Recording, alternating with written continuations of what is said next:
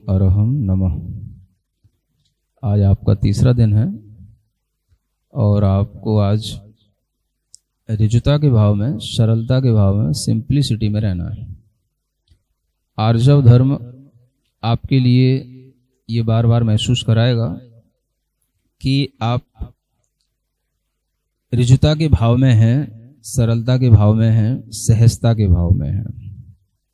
अब जब ये ऋजुता, सरलता, सहजता होगी तो आप ये मान करके चलें कि आपने पिछले 2 दिनों में जैसे मान लो क्रोध को देखा, मान को देखा, तो इस दिन आज आपको विशेष रूप से एक तरह से अपने अंदर उत्पन्न होने वाले छल कपट के भाव को देखना। तो छल कपट का भाव एक लंबा चौड़ा भाव होता है, वो तो अलग से समझ में आता है कि आपने किसी का कोई जमीन जायदाद हड़प ली, किसी का कोई पैसा हड़प लिया, किसी का मोबाइल चुरा लिया, किसी तरीके से किसी को फंसा दिया। एक तरह के ये सब छल कपट तो आपको पकड़ में आते हैं और ऐसा शायद आप ना करेंगे विशेष रूप से इन दिनों में। लेकिन अब आप छोटे छोटे छल कपट भी देखें, और अगर आपने कभी बड़े बड़े छल कपट भी किए हो तो उनको भी अपनी डायरी में नोट डाउन करें कि अगर हमने पिछले दिनों में ऐसा कुछ किया है तो वो भी हमारे लिए अच्छा नहीं है, वो हमारा लिए अधर्म था, धर्म नहीं था, पाप था। और इस तरह का छल कपट अगर आप नोट करके रखेंगे तो हो सकता है कि आप ऐसी सिचुएशन बनने पर आगे ना करें। तो ये भी अपने आप से कमिट करेंगे आज। ये आपके लिए टास्क है कि अगर हमने इस तरीके के कोई बड़े बड़े फ्रॉड किसी से किए हैं तो हम आगे ऐसा नहीं करेंगे। एक तो ये चीज हुई जो बड़ी बड़ी चीजें हैं। दूसरी चीज जो छोटी छोटी होती हैं वो किसी भी रूप में हो सकती हैं। जैसे कि आपसे कहा जाता है कि आप मन लगा करके पढ़ें, आपने सुन लिया और आपने वैसे ही पढ़ा जैसे आप पढ़ते थे, है ना। आपसे कहा गया कि जो है अच्छे ढंग से जाप करना है, तो आपने जाप शुरू कर दी और जाप शुरू करने के बाद आपने ध्यान नहीं दिया और आप कुछ भी सोचते रहे, कुछ भी करते रहे। तो आप ये देखें कि आप अगर किसी की बात के प्रति सिंसियर नहीं है और अपने अंदर ये सोच रहे हैं कि नहीं हम तो सही कर रहे हैं या सामने वाला हमें सही समझ रहा है, तो ये भी अपने भीतर का एक छोटा सा छल समझें। माने कि आप जाप करने बैठे और जाप करते हुए आप आंख बंद किए तो बैठे थे, लेकिन आप कर तो अपने मन की ही रहे थे। तो ये भी आपका एक छल कपट है दिखाने को कि हमने एक जाप पूरी कर ली, लेकिन भीतर से आपने एक बार भी ढंग से या 10 बार भी ढंग से जपन नहीं किया।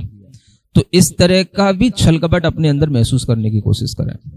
वह छल कपट किसी भी तरह का हो सकता है। आपके पुराने दिनों से जुड़ा हुआ क्रोध या मान का भाव भी आपके पास में आया और आप जो है उसको समझ रहे हैं, लेकिन आप अपने अंदर ये भी समझ रहे हैं कि हम दूसरे से यही कह रहे हैं कि नहीं मुझे तो गुस्सा आता ही नहीं,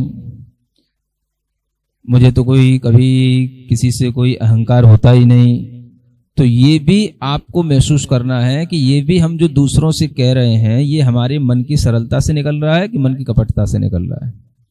हम दूसरों को प्रभावित करने के लिए अपनी क्वालिटी जो बताने की कोशिश करेंगे, ये भी हमारे अंदर का छल का भाव हो सकता है।